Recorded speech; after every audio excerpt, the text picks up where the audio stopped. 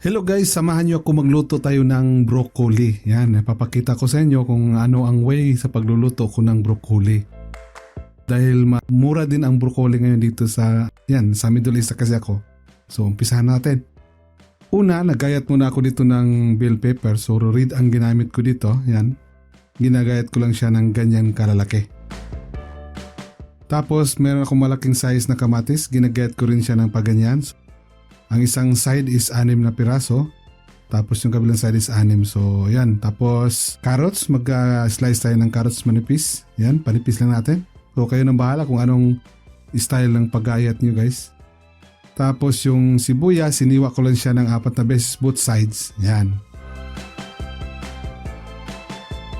Siyempre hindi mawawala yung bawang. Paborito natin mga Pilipino itong bawang. Gagayatin na natin itong maliliit.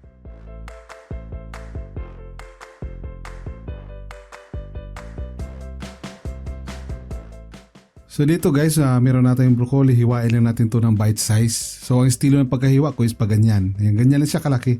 Yan.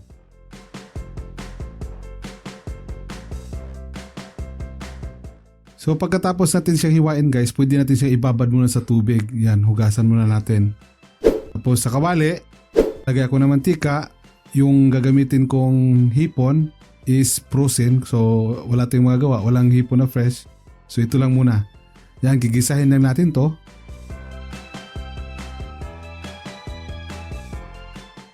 Yan, pag okay na, medyo naluto na siya, pwede natin siyang hanguin. I-set aside mo natin siya.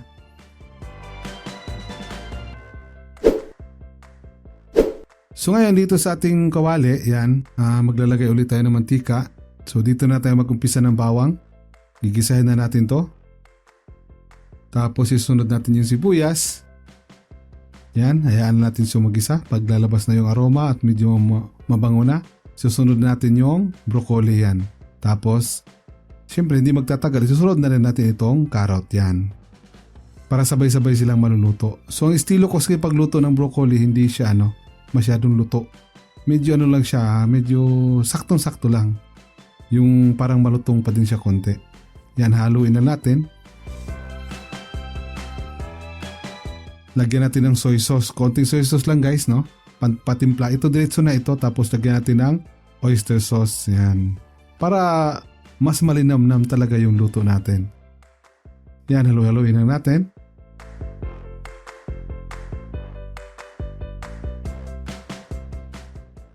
Tapos ilalagay na natin tong ating hipon. Yan. Ihahalo natin siya dyan. Tapos mayroon akong slice na half side ng lemon.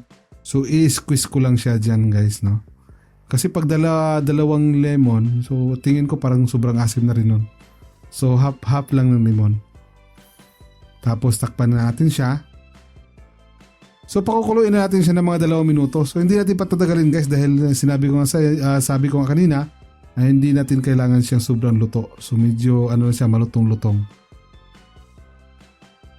So after 2 minutes, bubuksan natin tapos lalagyan natin ng bitchin. Yan, hahaluin natin.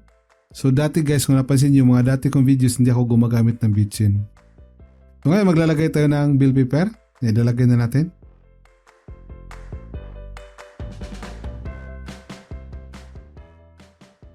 Tapos yan, arrange na natin. Tapos takpan na natin. Another 2 minuto ulit guys. Ako kasi pag nagluluto ng gulay, hindi ako masyadong preferred sa sobrang luto. So mas gusto ko yung medyo malutong-lutong pa siya. Medyo, hindi naman siya malasado actually. Luto siya pero malutong. Tapos yan, buksan na natin at yan, pwede nating i-serve siya. Yeah, so ganyan na, nakikita natin yung broccoli. So maraming salamat sa inyong panunod guys. Hanggang sa muli nating video, maraming salamat. God bless. Bye bye.